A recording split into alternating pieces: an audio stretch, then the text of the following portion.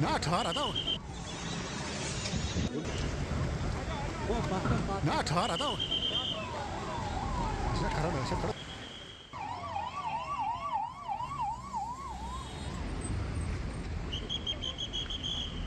22 अप्रैल को दोपहर के लगभग 2:30 बजे श्रीनगर के पहलगाम में एक टूरिस्ट प्लेस पर अचानक से आतंकवादियों ने हमला कर दिया। इस हमले में अब तक 26 से ज़्यादा लोगों की मौत हो चुकी है और इस हमले की जिम्मेदारी ली है एक terrorist organisation the resistant front ने।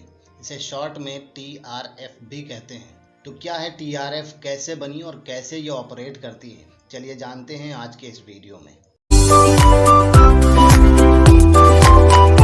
अगर हम TRF को वास्ट नज़रिए से देखें तो TRF कोई ऐसी ऑर्गेनाइजेशन नहीं है जो इंडिपेंडेंटली ऑपरेट करती हो। असल में TRF एक Pakistan based terrorist organisation Lashkar-e-Taiba की ब्लेंडेड प्रॉक्सी है, जिसे कई टेररिस्ट ऑर्गेनाइजेशंस को मर्ज करके बनाया गया है। लश्कर-ए-तैयबा, तहरीक-ए-मिल्लत-ए-इस्लामिया और जैश-ए-मोहम्मद जैसे टेररिस्ट ऑर्गेनाइजेशंस को ब्लेंड करके इस नए ग्रुप को बनाया गया है और इसे नया नाम दिया गया है अंग्रेजी में द रेजिस्टेंट फ्रंट। पहले की तरह इस ग्रुप को कोई रिलीजियस नाम नहीं दिया गया है ताकि इस लड़ाई को इंडिजिनस दिखाया जा सके। ये दिखाया जा सके कि ये लड़ाई खुद कश्मीरी लड़ रहे हैं और इसका पाकिस्तान से कोई लेना देना नहीं है। इसका नाम रेजिस्टेंट रखने के पीछे भी एक रीज़न है, क्योंकि पाकिस्तान FATF से बचना चाहता है। क्योंकि इससे पहले पाकिस्तान ने जितने भी नॉन स्टेट एक्टर्स खड़े किए थे उनके नाम उर्दू में होते थे और रिलीजियस एंगल भी होता था।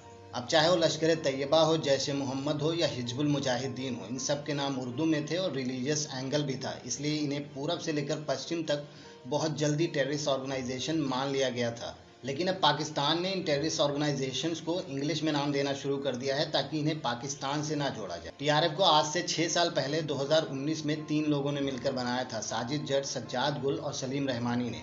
इनमें से सज्जाद गुल श्रीनगर का रहने वाला है और MBA तक की पढ़ाई की है, वो भी बेंगलुरु से। जब TRF को बनाया गया था ये वही समय था जब कश्मीर से धारा 370 और 35A को हटाया गया था। TRF ने अपना पहला हमला अक्टूबर 2019 में श्रीनगर के सिटी स्क्वायर पर किया था, जहां 8 लोग इंजर्ड हो गए थे। इसी शाम को TRF ने अपने अराइवल का एक मैसेज टेलीग्राम चैनल पर सर्कुलेट किया था। स्टेटमेंट में TRF ने ग्रेनेड हमले की जिम्मेदारी ली थी।